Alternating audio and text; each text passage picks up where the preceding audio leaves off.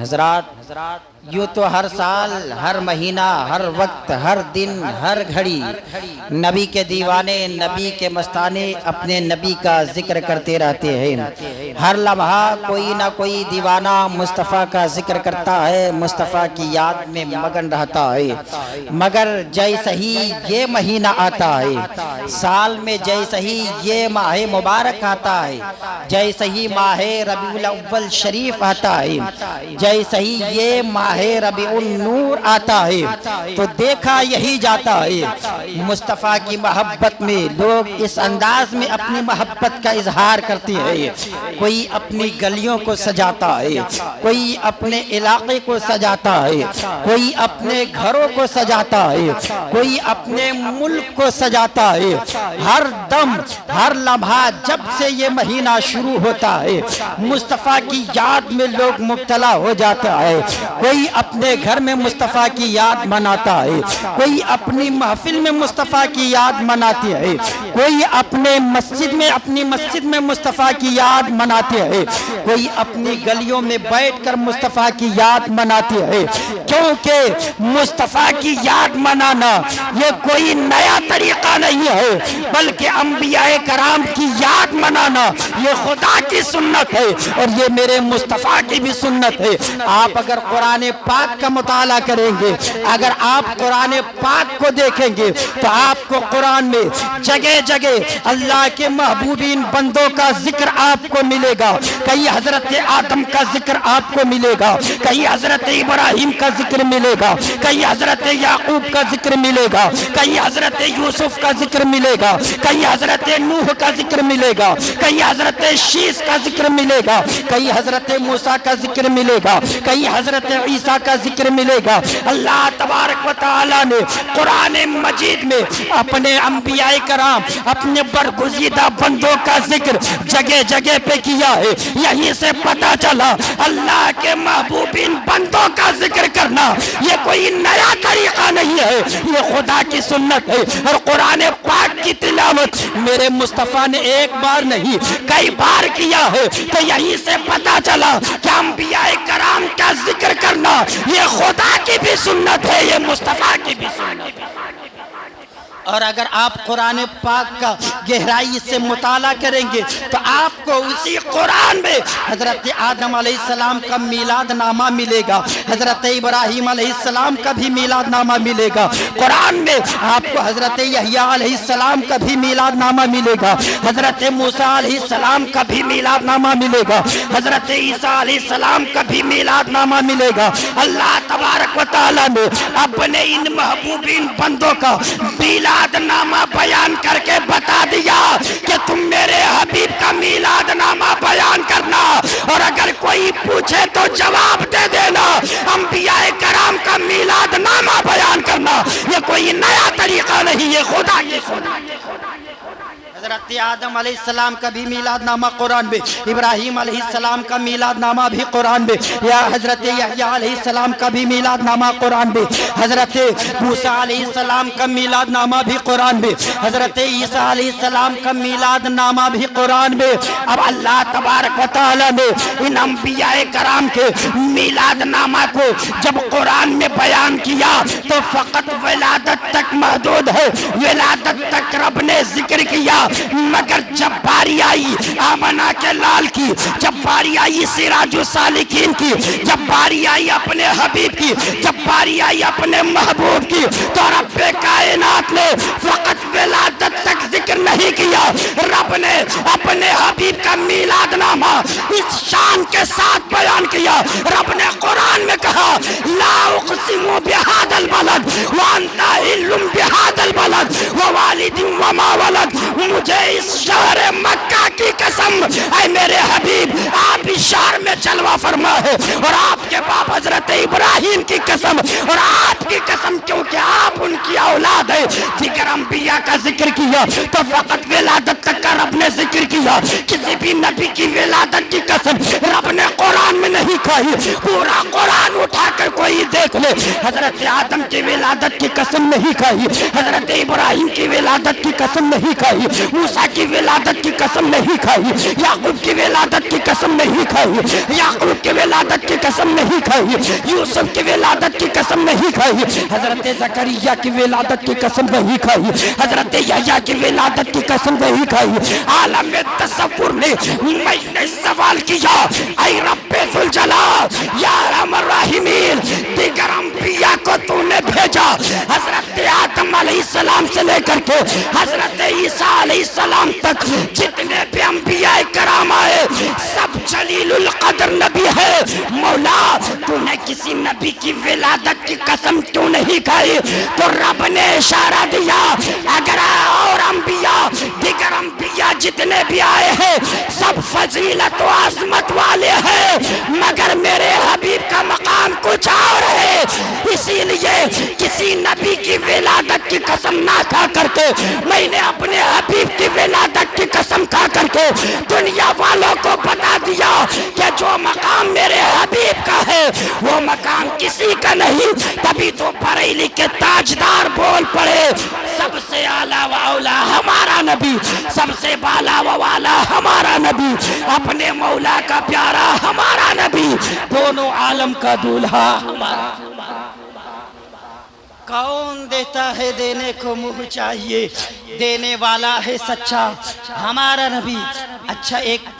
Point کے بعد کچھ لوگ یہ اعتراض کرتے ہیں کہ مصطفیٰ کی میلاد لوگ مناتے ہیں تو اس انداز میں کیوں مناتے ہیں کہ مصطفیٰ کا نور کہاں سے منتقل ہوتے ہوتے کیسے کیسے میرے آقا اس زمین میں تشریف لائے، اس انداز میں کیوں ذکر کرتے ہیں کہ حضرت عبداللہ کے پشت انور میں کیسے وہ نور آیا، حضرت آدم کی پیشانی میں وہ نور کیسے آیا۔ ارے بتانا ہے تو یہ بتا کہ مصطفیٰ نے کس انداز میں نماز پڑھنے کا طریقہ بتایا، کس انداز میں قرآن پڑھنے کا طریقہ بتایا، کس انداز میں مصطفیٰ نے بتایا کہ شریعت میں کس انداز میں چلو، کس انداز میں زندگی گزارو، اس انداز میں میلاد مناؤ۔ کچھ اعتراض کرتے ہیں کہ اس انداز میں میلاد مناؤ، کیا کیا کرنے کا حکم نبی نے دیا یہ بتاؤ۔ یہ تم بتاتے ہو کہ مصطفیٰ کی ولادت کیسی ہوئی، مصطفیٰ کی پیدائش کیسے ہوئی، میرے آقا اس دنیا میں کیسے تشریف لائے، یہ بتاتے ہو اس سے کیا فائدہ ہوتا ہے،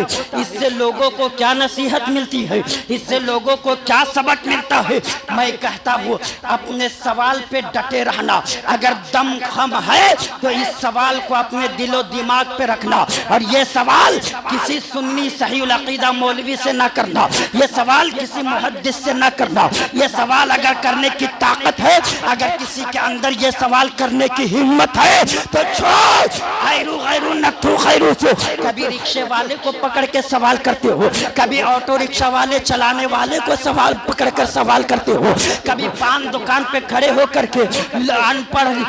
جن کو کچھ نہیں آتا ان کو پکڑ پکڑ کر سوال کرتے ہو کہ یہ دیکھو یار تم لوگ میلاد مناتے ہو، یہ کبھی نہیں بتاتے تمہارے عالم، یہ کبھی نہیں بتاتے تمہارے امام کہ نماز پڑھنے کا طریقہ مصطفیٰ نے کیا بتایا، روزہ رکھنے کا طریقہ مصطفیٰ نے کیا بتایا، خالی بتاتے ہیں مصطفیٰ اس دنیا میں کیسے تشریف لائے۔ اس سے کچھ فائدہ ہوگا؟ اگر نماز پڑھنے کا طریقہ بتا دیتے تو فائدہ ہوتا، روزہ رکھنے کا طریقہ بتا دیتے تو فائدہ ہوتا۔ ڈنکے کی چوٹ پہ سینہ ٹھوک کر کہتا ہو اگر یہ سوال کرنے کی طاقت ہے کسی کے اندر تو ڈائریکٹ اللہ تبارک و تعالیٰ سے یہ سوال کرے، ڈائریکٹ خدا سے یہ سوال کرے، کسی مولوی کے چکر میں نہ رہے کہ قرآن میں رب کائنات نے حضرت یحییٰ علیہ السلام کا میلاد نامہ بیان کیا، حضرت عیسیٰ علیہ السلام کا میلاد نامہ بیان کیا۔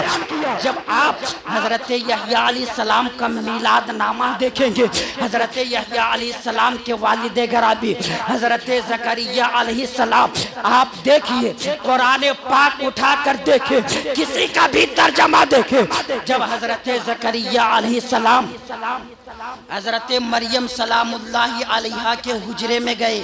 اور انہوں نے جب دیکھا کہ حضرت مریم کے سامنے بے موسمی پھل رکھا ہوا ہے، سبحان اللہ، وہ پھل رکھے ہوئے ہیں جن کا موسم نہیں ہے، وہ پھل کا موسم نہیں، اور وہ پھل حضرت عیسیٰ علیہ السلام کی ماں حضرت مریم سلام اللہ علیہا کے حجرے میں رکھا ہوا ہے۔ تو حضرت زکریہ علیہ السلام نے دعا کی، ہنالک دعا زکریہ ربہ قال ربی ھب لی من لدنک ذریۃ طیبۃ انک سمیع الدعاء۔ یہ مکمل آیت آپ پڑھے، ایمان تازہ ہو جائے گا۔ حضرت زکریہ علیہ السلام نے اولاد کے لیے دعا کیا، رب نے اس دعا کا بھی ذکر کیا، اور جب ندا آئی، جب خوشخبری ملی، اے زکریا تمہیں بیٹے کی مبارکبادی دی جاتی ہے، تمہیں بیٹا پیدا ہوگا جس کا نام حضرت یحییٰ ہوگا۔ رب نے ان کے بیٹے کا نام بھی بتایا،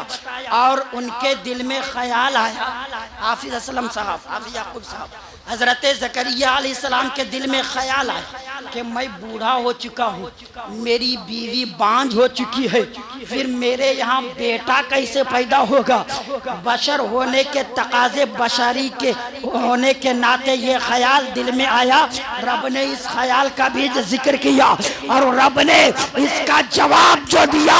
اس کا بھی رب نے ذکر کیا۔ اب میں پوچھنا چاہتا ہوں، اگر میلاد نامہ حضرت یحییٰ علیہ السلام پڑھیں گے تو آپ حیرت میں ڈوب جائیں گے کہ ان چیزوں کا ذکر کرنے کا مقصد کیا ہے، ان باتوں کو بتانے کا مقصد کیا ہے؟ تو رب نے ان باتوں کو بیان کر کے بتا دیا، جب تم میرے حبیب کی میلاد مناؤ تو جس طرح چاہو، جہاں سے چاہو میرے حبیب کا ذکر شروع کر۔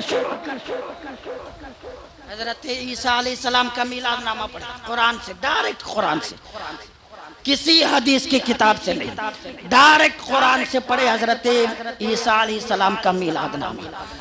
حضرت جبرائیل علیہ السلام کیسے ان کے پاس گئے، کس شکل میں گئے، یہ بھی قرآن نے بتایا۔ تندرست آدمی کی شکل میں گئے، وضو بنا کر کے آپ حضرات آئے، پانی نہیں ہے۔ حضرت جبرائیل علیہ السلام چونکہ حضرت عیسیٰ علیہ السلام حضرت مریم سلام اللہ علیہا کے شکم مبارک سے پیدا ہوئی، جو کنواری تھی، شادی شدہ نہیں تھی۔ حضرت عیسیٰ علیہ السلام کو اللہ تبارک و تعالیٰ نے بغیر باپ کے پیدا کیا۔ کیسے پیدا کیا؟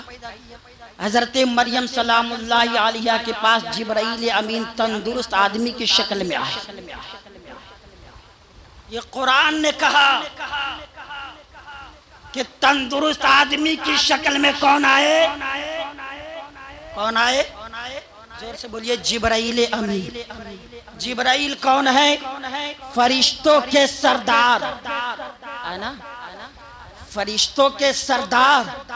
آئے آدمی کی شکل میں، لباس بشری میں۔ تو کوئی جبرائیل کو اپنی طرح نہیں کہتے، اور مصطفیٰ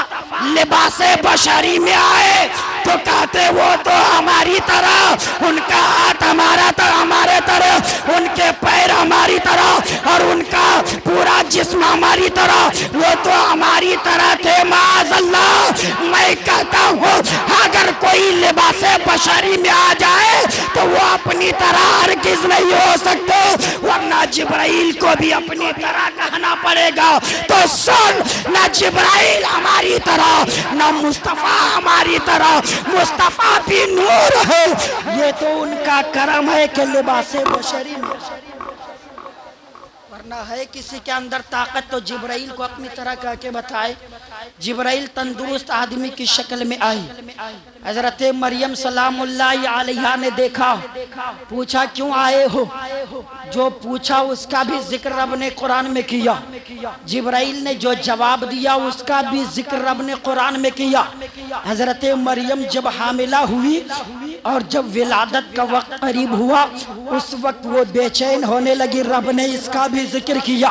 جب ان کے پیٹ میں درد شروع ہوا، رب نے اس کا بھی ذکر کیا، اور وہ یہ کہی تھی کہ کاش مجھے لوگ کیا کہیں گے کہ میں کنواری ہوں اور مجھ سے بچہ پیدا ہوگا، لوگ مجھے کتنے تانے دیں گے، اس سے پہلے میں ہلاک ہو گئی ہوتی۔ یہ جملہ انہوں نے کہا، رب نے اس کا بھی ذکر۔ اب میں پوچھنا چاہتا ہوں ان باتوں کا ذکر کرنے سے کیا فائدہ ہو؟ کوئی سبق ملا، کوئی نصیحت ملی،